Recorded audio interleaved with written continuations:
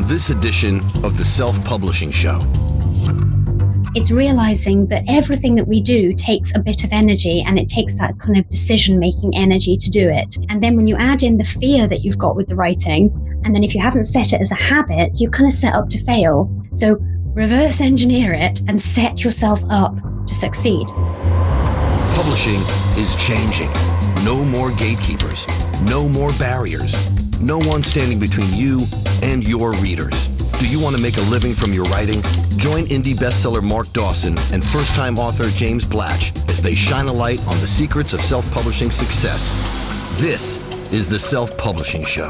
There's never been a better time to be a writer.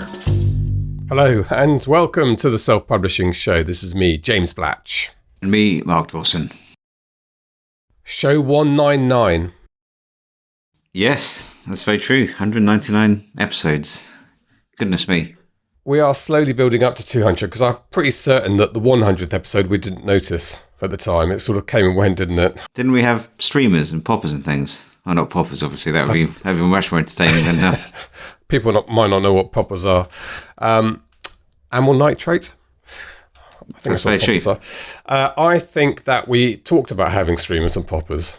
Yes, this is possibly. as close as we got to it. But anyway, that seemed a long time ago. Well, it was 2 years ago, wasn't it? So we've been going a long time, 200th episode next week. And we've got a special look back at some of the highs and lows. And we're going to talk about some important things that the modern author, the modern indie author, needs to be thinking about to thrive in the future.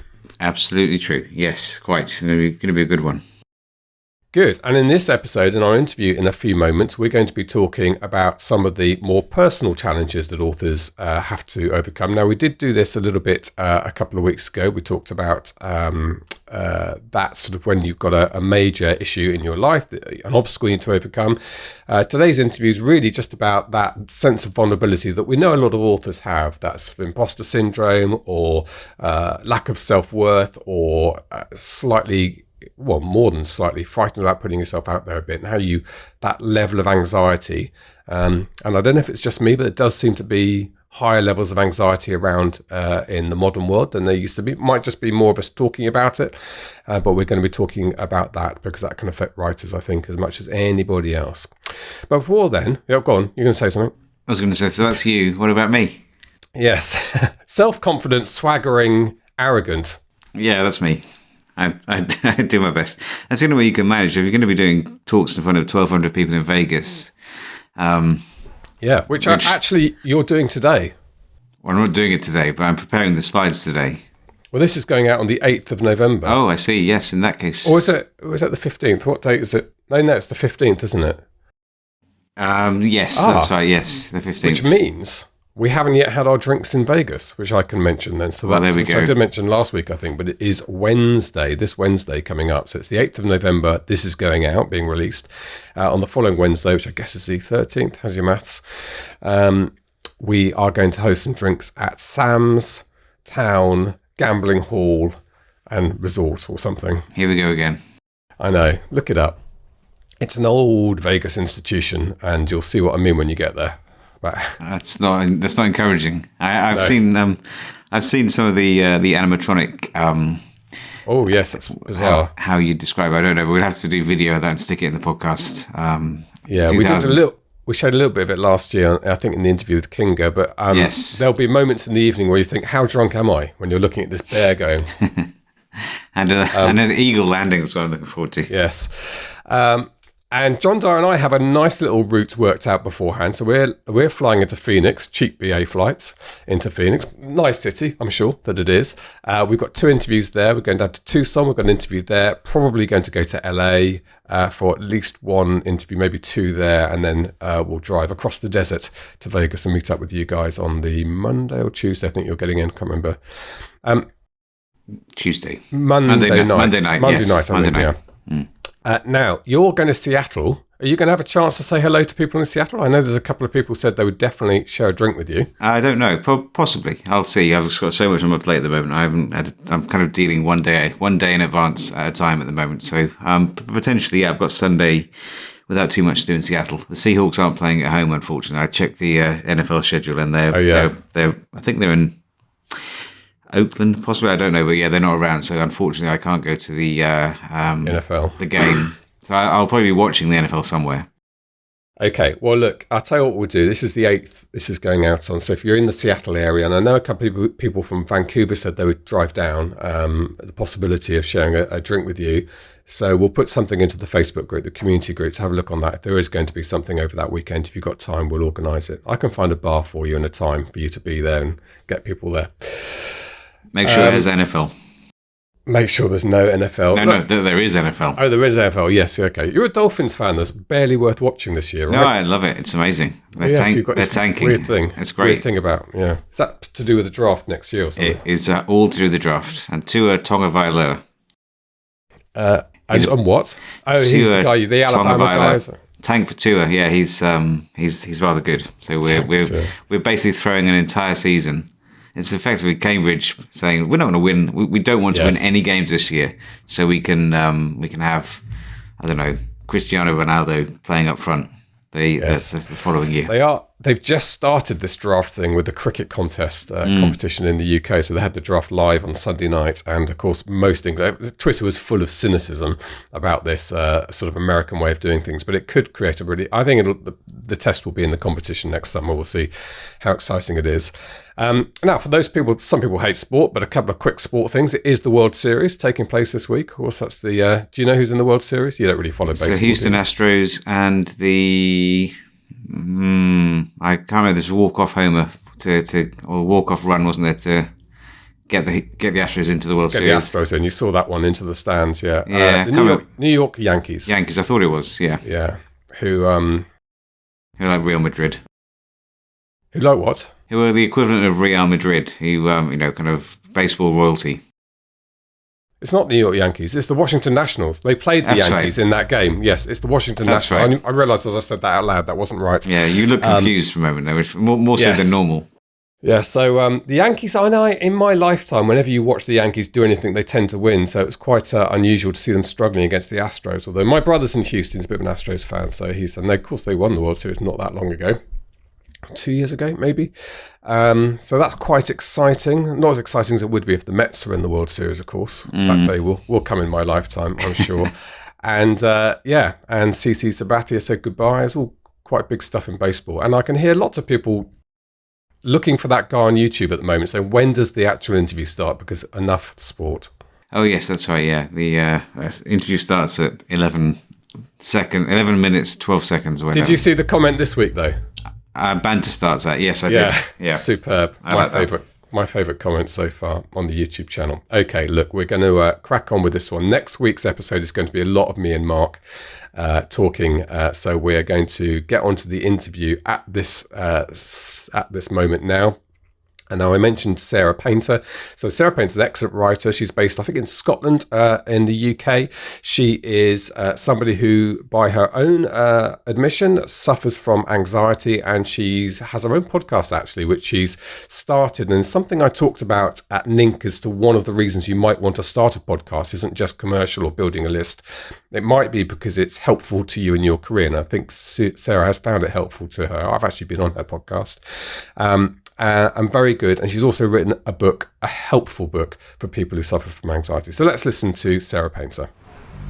This is the Self-Publishing Show. There's never been a better time to be a writer. Sarah Painter, do you know, I think this is a first for me because I've been on your podcast before you've been on mine. Excellent. I love to be a first. It is. It's a new experience for me because occasionally when we have a guest on, they say, would you like to be in return? But you reached out to us a little while ago and we had a good chat, didn't we? It was probably last year, I think, maybe. I think it was. Time flies. It does. And I was sort of angst-ridden about my writing. I still am to an extent. I've moved on to the anxieties of revision now from the anxieties of drafting, which we can talk about later. But this is something that you personally experience, that kind of anxiety, the anxieties that prevent you from writing effectively or prevent you from writing at all. And this is something you've become a bit of an expert at. And I think to help your own case, you've become an expert at it. I think that's fair to say. Yes, I am. I like to say that if I can do it, if I can sort of learn to live with my self-doubt in order to write books, finish them and get them out into the world, then truly anybody can. I really am feeble. And I can't overstate it. I know that there'll be people listening and they'll be thinking, oh no, she hasn't met me. She's not feeble. Trust me, I'm the worst. Well, feeble sounds a very harsh word to use, but we'll explore that when we come to it. Let's first of all just introduce, I suppose, who you are, Sarah. And you've had a fantastic recent journey, which is we've just been talking about off air, which is exciting. So just share us a little bit about your writing experience. Sure. So I've got the classic story of being the early bookworm. All I wanted to do was write books and read books. And when I was really wee, I wrote a book about a magic cat, very on brand, and all of that. And then I got to my teens, and I think probably like a lot of people, my self-confidence took a complete nosedive, really in all areas, but definitely in writing. And I absorbed this idea that somehow writers were mythical beasts. They were not like a normal person. They were very glamorous, experienced. They were really clever. They probably went to Oxford, or they lived in New York, or they were just a breed apart. And so I decided, you can't be a writer. That's not something you are. You don't become that. You either are or you aren't, and you're not. So I decided to go into magazine journalism, because that was kind of dream adjacent. You're writing for a living, but it's kind of achievable somehow. So I did that. And then through my 20s, I'm having babies, I'm a freelance journalist, and all the time I am writing in my diary, just angst, just nonstop angst. It's all about how I want to write a book, how I want to write fiction, how I start something, I never finish it, I've got no ideas, I can't do it, and so on. And then one day, I write things to kind of work out how I feel about them. And one day I was, whinging along in my diary, and I wrote something like, I'm scared to really try, because if I do try to write and there's nothing there, I'll have lost the dream forever. And I had that kind of moment of really feeling the truth of that I was not really trying because I was scared. And as soon as I realized that, I wasn't going to let that stop me. And it was a sort of revelation. But of course, it didn't instantly fix everything. I sort of knew that I was really going to try it. I knew that fear was at the root. But then I had to work out lots of strategies and things to kind of get me writing. And then it's been over the years of working with my own self-doubt, developing strategies, learning strategies, doing the podcast, starting my podcast and learning more from other far more productive writers and more experienced writers. And over time, I've kind of developed all of these different ways of working. So that's why I started the podcast, is that I wanted to then share them with other people. And also selfishly, I wanted to learn some more for myself. So you faced up to your fears. It's interesting the way you termed how you felt about not wanting to discover a horrible truth that you couldn't live with, that you couldn't write, or there would be nothing there.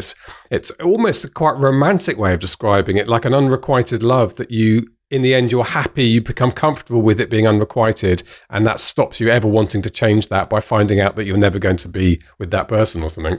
Absolutely. That's exactly it. And the sort of romance of it is so true, because it was such a dream. It was such a magical thing. It was the romance of it. And I think what that was obscuring the truth of it, which is that I was making a fundamental error, which I think a lot of us do, which is to equate writing as this kind of innate talent. You either are born a writer, writers write. I was always looking for the magic feather, and I was reading interviews, and an author would say something about all the ideas they had, and I would be plunged into despair because I didn't have loads of ideas. So I clearly wasn't a writer. And do you know what? That's such an easy thing to think about almost any experts in any field, isn't it? That you can think about the footballer at the top of his or her game, that things come naturally to them. It's easy for them. And if only I had them, without thinking for a second, well, maybe they've worked really hard every day of their life. Maybe Ian McEwan sits there fretting about how bad his ideas are and how bad his draft is, and worrying, because do you know what? I guarantee that's what it's like for Ian McEwan writing, because it's like that for everyone writing. The fact that he works really hard at it and eventually slaves and gives birth to this amazing novel shouldn't make it appear magical and out of reach for us. It's something that you can learn from. That's it. And I was making that mistake because it was something that was so important to me and so magical to me. And I'm sure, people in other fields do it. I didn't, pick up a paintbrush and imagine that because I'd once rollered a wall with emulsion that I should be able to create a Monet. I didn't think that. I'm not a complete idiot. But when it came to writing, I had this idea that because I'd read so much and I could hold a pen, I should be able to wake up in the morning and write a readable novel without all the practice. And it was when I fundamentally realized that, okay, maybe I'm not a genius. Maybe I'm not an exciting, glamorous person, but I can work hard at things. If there's one thing that I'm something I prize in other people and I aspire to, it's a work ethic. And when I thought about it in terms of being a craftsperson, somebody who works out how it's done and then puts the hours in, now that I can do, or at least I can attempt. And that was another shift. And so you did start writing and you got published. Yeah, so obviously that was, easy peasy, no bother at all, a couple of months. Yeah, just decided to do it, James, not a problem. So I did, the 4 novels, 7 years, 5 years, I can't remember. I had one agent and then that didn't work out. I got rejected at the higher level, very exciting. And then I wrote another book and then I did a master's. Then I got my current agent. And then 4th novel in, yes, I got the dream. I got the phone call. I got a publishing contract with Carina, and it was a digital first deal. So while I had this thing that I had wanted and dreamt about and worked towards for years and for my whole life, I thought that I would magically become a self-confident person. I thought that external validation would kind of fix me. And it was very, very upsetting to wake up and discover that I was still me. And I still felt just as filled with self-doubt, if not more so. Yeah, you probably had more pressure on you at this stage because suddenly there's an agent asking you where the next book is. Yes, exactly. It's the same fear, but with more pressures and without wishing to complain, the whole my diamond shoes are too tight kind of thing. It was very real and it really knocked me, which was frustrating. And I also had this thing about not being a real author, because it's one thing to intellectually understand that there are all these layers in publishing. There's the massive deal that gets reported in the bookseller and they're on the 3 for 2 on, table at Waterstones, or they're in the Richard and Judy book club. And you understand that. But then when you're actually inside of it, and maybe it's a digital first deal, or, your paperback comes out, but it's not in Tesco's, and, somebody rings you up, an acquaintance phones you up and says, well, I couldn't find your book. All of that, if you haven't done and again, this is why I've kind of started talking about this so much and trying to help other people, because if you don't sort out your kind of internal landscape, your internal mindset for this stuff before you're published, it won't get any easier. I was pinning everything on that external validation. And then when that didn't fix things, I was in a bad way. It was a really tough year or so. Yeah, potentially career stopping. And I think that will be the case for some people listening to this podcast. They'll feel crippled by it. But let's pause for a moment on that, kind of moving on to the solution, if you like, the things that you've discovered and you've written about that's going to help people, which is hopefully what we'll get out of the interview. But I'm interested in your story as well, because we would like to hear each other's journeys, to use that word.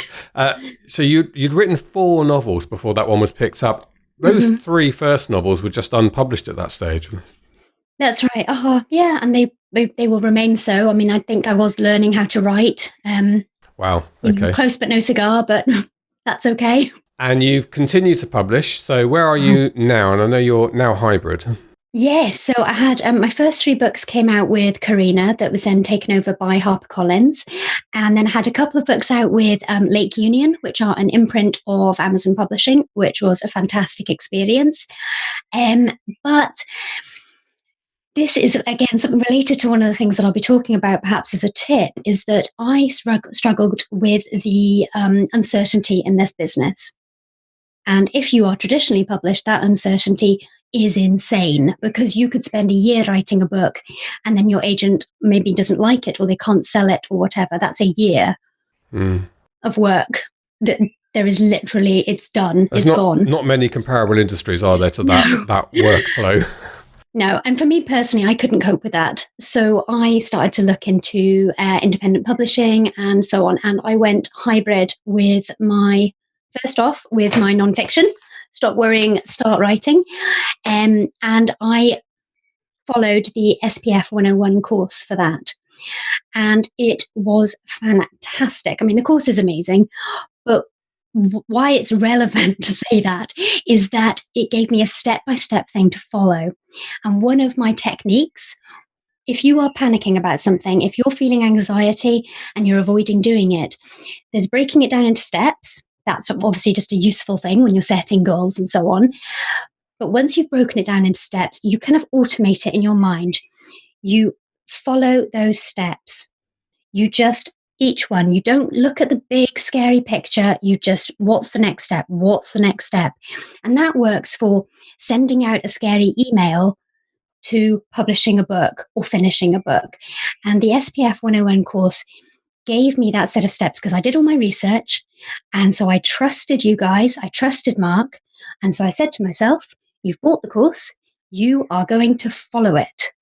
And that for me was gold, because I did, and it worked, and I have followed the exact same thing for my other releases, and it's worked every time. So I am delighted. Which is fantastic. And you've moved on to fiction self-publishing as well. Yes. So it gave me the bug. That's it. It's yes, once you've started down that path. So my Crow Investigation series, I have 2 books out in that now. And also I have an urban fantasy, a sort of standalone supernatural thriller. And I actually got offered a publishing contract for that last year. But having released the first of my Crow books, and that was doing really well, I turned down the deal and put The Lost Girls out myself in January. So just a moment to reflect on the wonderful nature of self-publishing is that you went from desperate wannabe author who would have grabbed any deal given to you a few years ago to somebody turning down a deal from the industry because you discovered self-publishing, and the financial rewards that come with self-publishing are significantly different. Absolutely. And again, it's not for everybody. You do have to put the work in. However, I am a very business-minded person. And to go from that insecure income that was part-time income at best on a good year, to go from that to, earning a definite full-time income and reliably seeing that money coming in month by month and it being under my control has transformed my working life. Now, you said that when you first got published, the self-doubt didn't go away, but has this success from self-publishing, which is much more earned because you did every little bit of pixel placing in that process, has that validation helped your self-confidence? Yeah, I think it has. And I'm amazed to find myself saying that because it does seem miraculous to me, given my low levels of self-confidence. But there is something about the fact that I commissioned that cover and did the design brief. And there's something about, as you say, having that control in all the aspects of it. And also having the kind of more interaction with readers than I had before. Because of the facet of starting a mailing list and so on, means that I get even more than I used to. And that really helps because knowing that there are people out there reading and enjoying your work it does help. Yeah, well, that's fantastic. We congratulate you, Sarah, on that success. I'm really happy for you. It's very kind of you to mention the 101 course and also to point out the key things of doing the course, implementing it, which is strangely, a lot of people will buy courses, even ours, and not implement them and not do them. and then wonder why they don't work. But you do have to at some point sit there, methodically work through it, and the results, well, I can see the smile on your face, though. That's fantastic. Anyway, right, enough about 101. Let's talk then to people who might be listening to this, identifying very strongly with that. And I put myself in that. I'm probably born with a slight edge of confidence that's not deserved, but kind of, I don't know, it's a male thing, the way I've been brought up. I probably have a bit of that. But nonetheless, the draft writing stage, I mean, many years went by with me just not writing. And I didn't really even resolve why it was I wasn't pulling it out. But I think some of the things you've touched on about fear of finding out the truth, that you can't write, was probably there. So a lot of people listening to this will have some identity with that. And you've written this book to try and help people through it. Absolutely. And I think one of the first things to do is to recognize that what you're doing is hard and scary, because, that's not to be depressing. That's just, I think it's helpful to say to yourself, yeah, that's why you're avoiding this, because it's really hard. And there's that fear of being exposed, of being too clearly understood, of when you're writing things, it's not your baby and things, but it does come from your mind and from your soul. And there's this idea of being exposed. What if I put something in by accident that I don't know about, that the rest of the world knows? You write things, you don't know what you don't know. So, you could be writing, I don't know, let's say a raunchy scene, just as an example. Not that I would. That's the ultimate vulnerability, isn't it? Writing. Yes, absolutely. But what if you suddenly discover, what if that is how you discover that actually that's not the way everybody does it? Yeah, and everyone's laughing at you. Or that's your fear, awkward. At least. Yeah. So there are all of those kinds of fears. And so I do think I'm a big fan of journaling. So, write these things down. Write about why you're not writing. Write about what you're scared of, because naming it diffuses the power a wee bit. Some of the things will be a little bit ridiculous. It's that idea that what if, if you're a bit further on in your career and you're writing a book and you think, it's going to kill my career. I'm going to let everybody down. This is mine. I'm going to let everybody down. I'll let the readers down. It'll kill my career and my dream will be gone forever and I'll have to get a real job. Well, saying that, airing that, we can all hear how ridiculous that is, the hyperbole in that. So if you write that down and you follow logically, it's just a book. If it's terrible, people won't read it. People won't care. People won't notice. It feels like the biggest thing in the world to us because we care about it. But to the rest of the world, quite rightly, it's not going to be a career ender. It's just a hurdle in the moving on to the next one, where you look back and why did it not work, and how can I fix that for the next one? It's just not that powerful. Yeah. A single book is just not that powerful. And the other thing is to think about, again, this is quite applicable when you're writing your first book, is it feels like the book. The book of your heart. It's the book. And it is so blinking hard to finish your first book. They get so much easier after that because you can do it.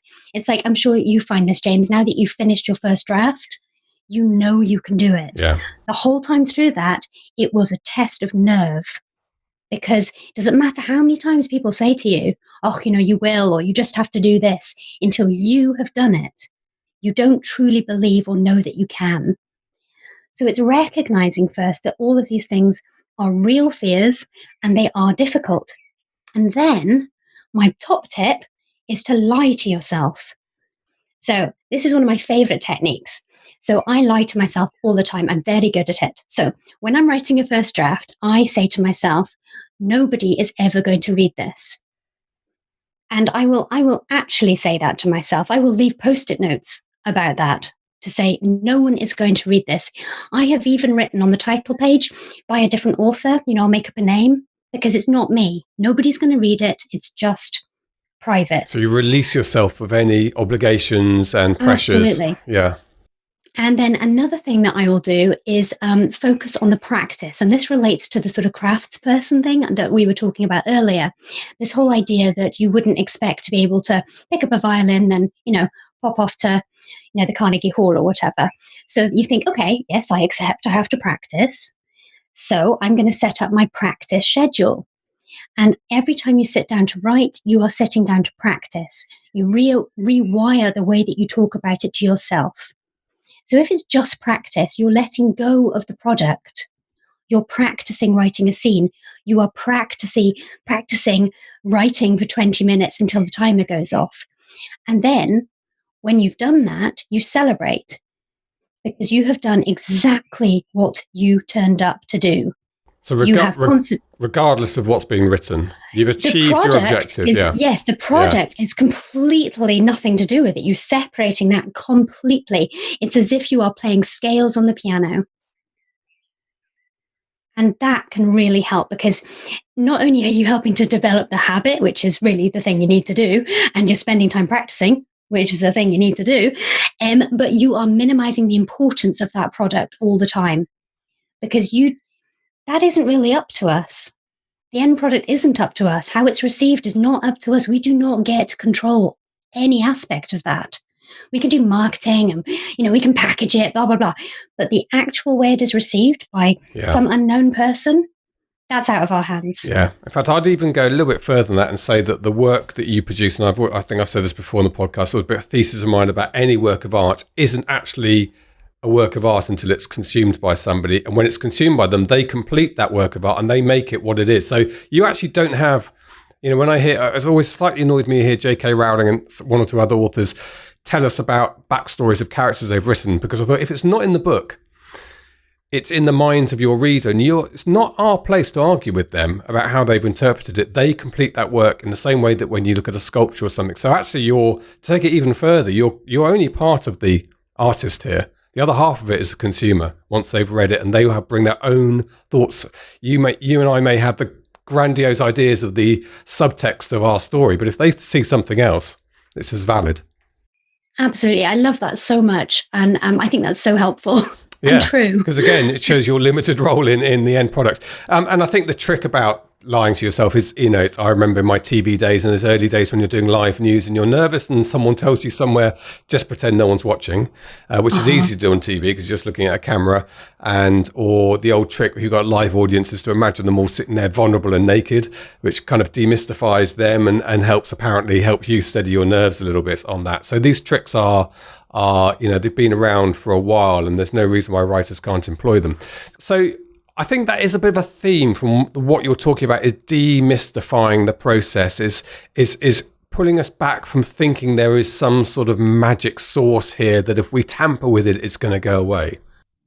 Absolutely. And it's that idea that, sometimes you might catch yourself thinking, oh, well, if I was a real writer, I wouldn't need techniques or strategies. It would just be, flowing forth or whatever. Or you might catch yourself thinking that, that real writers do have this other sort of quality. But it's just not the case. And the other thing about it is the sort of the habit thing. Another thing, I know quite a few people have talked about habit over the last couple of years, and I found it hugely helpful because it's recognizing that you're not this inherently, lazy person or this person that isn't meant to be a writer. It's realizing that everything that we do takes a bit of energy, and it takes that kind of decision-making energy to do it. And then when you add in the fear that you've got with the writing, and then if you haven't set it as a habit, you're kind of set up to fail. You're set up to not do it. So reverse engineer it and set yourself up to succeed. So for an example, the night before I will say to myself that I'm going to write in the morning. I have my computer, I have my laptop right by the bed. I think about it before I go to sleep. That's what I'm going to do in the morning. So the moment I wake up, I lift my laptop stand onto my lap, open my computer, and I start writing. Because at that point, the decision would be to not do it. I have decided in advance that I'm going to do it. And and I'm sure many people have said this, but it doesn't take very long before that really is quite an ingrained habit. So things like that, choosing something to hook it onto. I do first thing in the morning, but you could do, after work, maybe after you've eaten dinner, rather than going and washing up. You say, I'm going to spend 20 minutes writing or thinking about my book or whatever. And then you stick to that until it becomes this Pavlovian response where you finish your last mouthful of your dinner and you're reaching for your laptop. Yeah. All of those little things, they don't make you less of a born writer. They make you a workman. They make you a craftsperson, and they just work. Yeah. Yeah. Well, I mean, Ernest Hemingway must have got up and sat down and written every day. Those books didn't write themselves. So this is not, again, we put highfalutin ideas in our head about great writers, but they must all have done this. And goodness knows how many manuscripts never saw the light of day before we saw some of the great novels that the world's seen. What's interesting to me also is that, I'm just moving on to the revision phase. I'm at a slight sort of hesitant bit at the beginning whilst I'm getting the program and working with an editor to work out how we're going to revise. I'm going to revise the book before, so I'm being guided through it, which is great. And I've slightly lost that workflow that I had because I'm not quite sure what I'm doing. And for me, this might be important to you. It's very important to me to have a really clear idea of what I'm doing. And I need to organize that because if that's not there, that's a barrier for me doing it. Absolutely. And I struggled with revision for a very long time for exactly that reason, because all the methods that I used, to set a word count goal and those kinds of things and tick off my list, it just suddenly didn't work because you're facing this enormous task of revising a whole book. And I didn't know what I was doing. And it felt insurmountable. So what I did was what I do when I go into revision mode is I track time rather than words, because of course you're not always adding a nice number of words concurrent with the amount of work you put in. So I track time spent in little 20-minute blocks, 20-minute editing or 20-minute rewrite blocks, and I mark them up so I can see that I've put work in.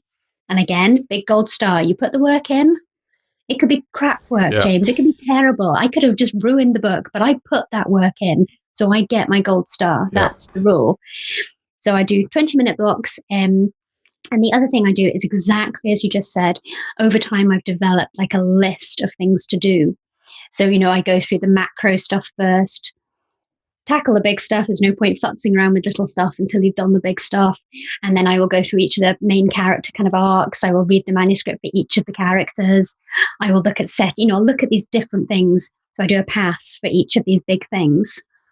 And, and that just helps. Or if I've got an editorial letter from an editor, then I will work through the letter, but probably make myself a sub list of things to tackle, because I love a list and I love ticking things off. Yes. So yes, absolutely. It did take me a few books to get into that process. So I completely understand. That's interesting advice I can take directly away from this podcast and start employing.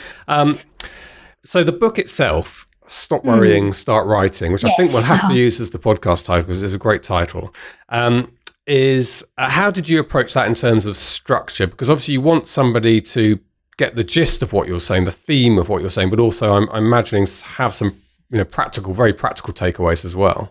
Yeah, having been a journalist for a long while, I kind of thought, I know how to write nonfiction, I'll be fine. So it did come out quite easily because this is the stuff that I've been living and obsessing over for years. So I did sort of try and organize it. Hopefully it flows quite well, and I have key points at the end of each chapter, sort of key takeaways. The other thing that I did was, it's a wee bit tricky sometimes when you're talking to a cross-section of people. Some people might be trying to write their first book, and then you might have somebody who's multi-published, who's been doing it for 10 years and has hit a block because they've gone full-time and they're just faffing. So luckily, most things are across the board. But what I just did was I separated out a few wee sections that just said, please don't read this if you're not published yet. This bit of advice is for, somebody who is on the other side of this or whatever. And the other thing that I did that I was really important to me was to focus on the importance of being positive and kind to yourself. And you picked me up earlier on calling myself feeble. And I say it with great love. I'm quite, I'm feeble and that's fine. But you're right. You have to be careful about how you talk to yourself. And something that I did for years, and I still do sometimes, is I will think that I'm kind of inherently lazy. And so I will use, the carrot and the stick. I am the stick all the way, just beating myself up. Give me a hard deadline, bring that deadline forwards, berate myself for my lack of progress, all of that. And I was doing this for years. And the thing is, it works to a certain extent. You've worked in a deadline intensive industry for years. There those deadlines, they work. You work to them, you get practiced at it, you hit them. Yep. But the problem with using the stick all the time is that over time, at some point, it will stop working because it's negative. And what you're doing all the time is you're imbuing your working life or your writing life with this negative stick, with the your crap, get on with it, here's the deadline. And eventually, you're a human being, you are a sensible person. At some point, your psyche is going to go, James, that's not really fun, any of that. That's pretty negative. And you're going to start running away from it, not towards it. You're going to release yourself from that self-imposed pressure. Of course. At some point, you'll take your hand out of the fire. Yeah. So, and it was when I realized that it wasn't being kind of wishy-washy or Californian or too soft on myself. That made a lot of logical sense. I thought, hang on a minute, I can see that. So I will start being kind and cheerleading myself through my working day. And it does sound ridiculous. And look, I'm Scottish. This does not come naturally to me at all. But I will spend, you wrote 200 words, good job. You get the cup of tea. Yep. You did your 600 words. Yay, you get to watch Netflix over lunchtime. And it's that it feels so false. But honestly, it works so well because after a while, your writing life or your working life is a place of joy. It is a place of mini successes. For me, it is a place of beautiful stationery covered in nice stickers. It's all of those good things. And yes, I have days when I don't want to do it. And of course, but generally speaking, I have just a far more enjoyable, positive writing life than I had 5 years ago. Yeah, that's fantastic that you've got there yourself really thinking this through and dealing with the issue methodically. And do you think it's an issue for us, I say us, I'm probably much older than you, but our generation who are brought up, my parents were both born in the 30s, and you kind of get brought up with this work ethic, which is not a particularly positive one. It's a 9 to 5. You should be putting the hours in, and you shouldn't necessarily be enjoying it. I mean, I can almost hear my parents saying that, especially my dad, saying that, well, we all do things we don't want to do, as if slaving away at a job you don't enjoy is part and parcel of the human condition. I'm always sure I've been brought up to think that, and it's taking a long time to shake that off. It's so true. And I think there's that thing, like you said, that the enjoyment thing, writing as well is something that we generally come to because we've loved it. So then you do it as a hobby. And then when it becomes your work, it's that tricky word work. Yeah. You need to use the word work so that you give it that gravitas and that importance so that people around you allow you to get on with it, and particularly in the early stages. But that using that word can then turn around and kind of, bite you in the arse later on because it adds importance to the work, to the writing that you're doing. And it makes it harder to lie to yourself that no one's going to read it or that it doesn't matter or that you're just practicing. So you have to, like so many things, we're not digging ditches. All this stuff goes on between our ears. So you have to play mind games with yourself. And to everybody else, it is work. It is hard. It is important. The door is closed. Don't disturb me unless you are on fire. But in your mind, the moment that door is closed, you've got to switch that round, and it's practice, it's play, it's just for fun, it's your hobby, it's accessing that part of you that fell in love with books whenever it was that happened for you. For me, it was as a child, and I have to access that part of me that just told stories for fun. And it's a mind game and it's a trick, and it doesn't always work, but when it does help. Yeah, it's understanding that we can reprogram ourselves. Our Yes. brains are malleable, and we can program ourselves. And there's a whole field of psychology that's the waking up to this now, and the way I think some people are being talked to about their mental health issues is to do with the reprogramming, rewiring their own brains. So starting to work Absolutely. out we can do that. So we can do it to a smaller extent, a less serious extent, to allow us to work more efficiently and enjoy it.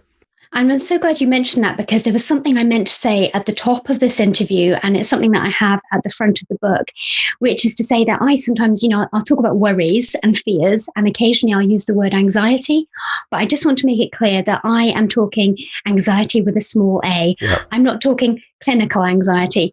And I do sadly know the difference between those two things. So I just wanted to say that I don't ever want to give the impression that you can just do some, positive mindset stuff and sort yourself out.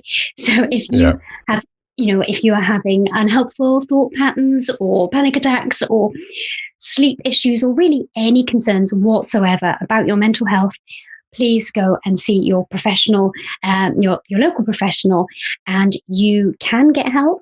It will help. You deserve help. And please do that. We're not doctors. And this is all very much talking about, I hate to use the word normal, but your more everyday fears and anxieties. Yeah, no, exactly. That's very, very well put. I mean, of course, there will be people listening who do have proper anxiety with a capital A, and panic attacks and depression and other mental health issues. And of course, for them, there's no absolute separation between their work life and their writing life. It's just that I think you're quite right to say that you and I at this stage are not the professionals qualified to deal with that level. But for those people, there'll be a bit of both, and helping one will help the other. But and there's a lot of stuff in my book I know that is based on kind of CBT, but again, I'm not a psychologist, I'm not a doctor. I've just read a lot about cognitive behavioral therapy and had a bit in my time, and I've taken some of the useful things that are applicable to the writing life, and there's something, I don't know if I know that I'm waffling on, so I might be running out of time, but there was something along those lines that I wanted to talk about that's in the book that I've had a really positive response to, which was lovely, because I did think everyone is going to think I'm completely mad. But that kind of negative voice that you have, which, it's the self-doubt, and it says, that you're rubbish, or that what you're writing is terrible, or that you can't do it, or whatever. I've got a little technique. Bear with me. Go ahead. So what I do is as someone who has suffered with, proper anxiety as well as the normal kind, I've kind of learned to accept that anxiety will always be with me to a certain extent. And accepting that has really helped me cope with it and work alongside it. So whether it's full-blown anxiety or that little voice, what I do is I picture it as well. I chose a little dragon. So I've got a worry dragon, but picturing it as this kind of separate little critter, this little cute thing is quite good. Make it a little bit goofy, really picture it in your mind. Give it a silly name, give it a voice that it uses, because then you can start to recognize when you're saying those negative things in your mind, you can think, oh no, that's my worry dragon. And it helps to separate it just a tiny wee bit. And the other thing to do about that, I'm going to say dragon, the other thing about my dragon that it's very important to recognize is that it loves me very, very much, and it wants to protect me from harm. So when it is saying, oh, you can't go on that podcast because everyone will hate you and they'll laugh at your voice and you'll say something stupid, it's trying to protect me from harm, because it recognizes that I feel a bit anxious about it, and it immediately wants to take me away from that situation. But it's not very bright.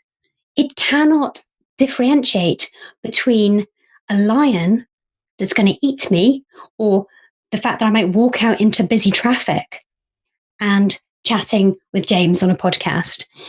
It just sees the same things. It sees them as essentially the same. They're both a danger. They both might harm me. Full alert. So when you recognize that, I can then say to my worry dragon, thanks. Cheers. Thanks, buddy. I know you're on my side, but actually you can stand down. I'm just going to pop you over in the corner. And again, I do realize that this does sound a little bit out there, but if I don't use it all the time as a technique, but if I'm feeling particularly feeble or something is particularly nerve-wracking for me, I really do picture it. And I really will talk to it in my mind. And I really will picture popping it over to one side. Yeah. Well, that doesn't sound mad at all. In fact, I think it's I've got to be careful about using words like mad and insane with mental health issues, but English language is complicated. No, I have a friend who has very severe depression, and she has given it a name, and I think very similar to the way she blogs about. I mention it because she blogs very movingly, actually, about her situation, and she has a sort of slightly silly name for her depression as well, which I guess is the same process. Very important. These are powerful techniques. It's you're right. There's I keep mentioning my father, my parents' generation may not have had quite so much sympathy and rolled their eyes a little bit at the California style hippie nonsense. But the truth is we are more sophisticated now and starting to learn more about how we are. And our brains, for me, it's been a big revelation that our brains are not this fixed thing that does this thing that we have no control over, that we actually can control them. And sometimes it's as silly as seeing a hypnotist or a Darren Brown type person who's a stage guy. The way that he can auto-suggest things to people and change their minds about things just goes to show you that you can do it. And to a much smaller extent, we can have some control over the way we feel, and our actions as a result of the way we feel can be altered by positive thought or these changes you've talked about. Absolutely. And again, it is that recognition that the work that we do goes on in our brain. So if you were an athlete, I mean, not that we should ignore our physical health, blah, blah, blah, but if you were an athlete, you wouldn't think it was weird at all that you were going for physio and, doing your warm-up exercises and, I don't know, eating the food that athletes eat. You see where my area of expertise kind of goes a bit there. So your brain is where your work is, where your writing is happening. So you have to look after it in the same way. You have to put in what is good for it. So again, it's the positive self-talk, but there's also curating what you pay attention to. And one of the other things about going hybrid that has been massively wonderful has been spending so much time in groups with empowered writers who are they're generally more positive, because I think if you're empowered, you're generally more positive. And so that's another tip, is to really, if you chat to someone in your life about your writing and they say things that kind of knock you down a wee bit, they might not mean to, they might not understand, stop talking to them about your writing. Yeah. You don't have to cut them out of your life, but just don't talk to them about that. Seek out people that lift you up. Seek out those experiences that improve your positivity and your motivation, and ruthlessly cull what doesn't. And that goes for all kinds of things. Like if you're published, and I, for example, don't read reviews, because I learned very early on that I am just not able for it. I will read a good review and it's a blip of, well, that was nice. I will read a bad review and I'm knocked out for days. So I just don't do it. My husband reads my reviews and he sends me little selected quotes of nice ones. He'll read out a really good review, or he'll send me Monday motivation with a nice line from a from a review. And I recommend that if you can get a friend or someone to do that for you. But if you find reviews sap your energy and your motivation and aren't good for you, just don't read them. Yeah. And it's that kind of self-awareness. Work out what triggers your self-doubt and avoid it if you can. Yeah. Work out what improves your self-confidence, what motivates you, and run towards that with open arms. Yeah, and that won't be the same for everyone. There'll be some people who may quite enjoy reading critical reviews and get a bit of focus from it, and other people who just need to keep clear of them. It can change over time as well. Yeah. I might change my mind. I might become more robust in the future. But there's no right or wrong way to do this. And I mean, when I got my first deal and I had that kind of I'm not a proper author thing, for a wee while, I went into bookshops, which had always been a love, of course, and I felt just drained and miserable. I wasn't a proper author. And so for a wee while, I said, actually, you don't have to go in. You don't have to go to bookshops anymore. Now, thankfully, that has passed and I can now enjoy them again and all is well. But for that time, I just stopped doing it. Yeah. Sarah, this time has ripped by. I think we may have been talking for an hour. It's been it's been absorbing. You better tell us where people can find your book, although I think I know the answer to that. Well, you can find my book in all good bookshops and, of course, on Amazon. So it's Stop Worrying, Start Writing, How to Overcome Fear, Self-Doubt and Procrastination. And I run a free podcast. So on the 1st of every month, that goes out. It's completely free.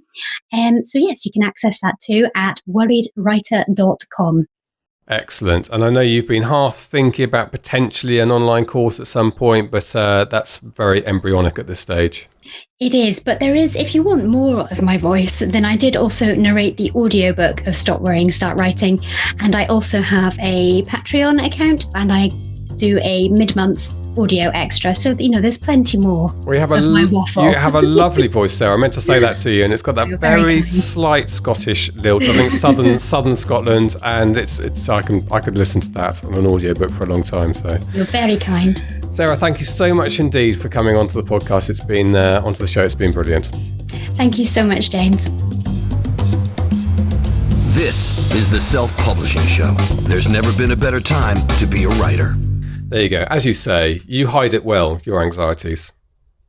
Yeah, I do. I've kind of been doing this long enough now that I know that my stuff is decent and people enjoy it. So I don't feel anxious at all about publishing stuff because I've done it for nearly a decade now, so I'm fairly comfortable with that. And I'm not that nervous about going on stage and doing things like that. Although if you'd said that to me 5 years ago, I would have given a very different answer. I wasn't that confident, and as I've mentioned before, I remember when I was younger not enjoying making telephone calls because I got very anxious doing that kind of stuff. So I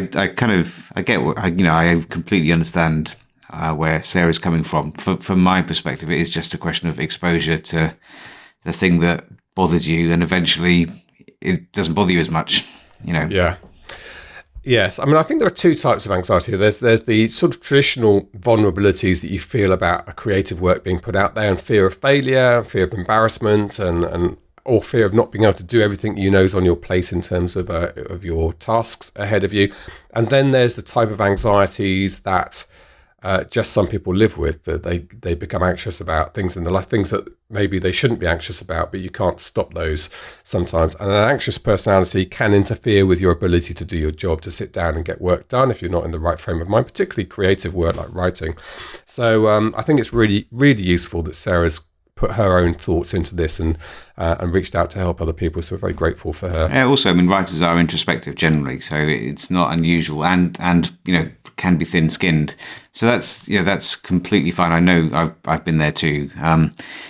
One of the things I'm going to do in Vegas is I've decided for the keynote I'm going to do, it's going to be something like the things I've learned over the 7 or 8 years since I've been doing this properly.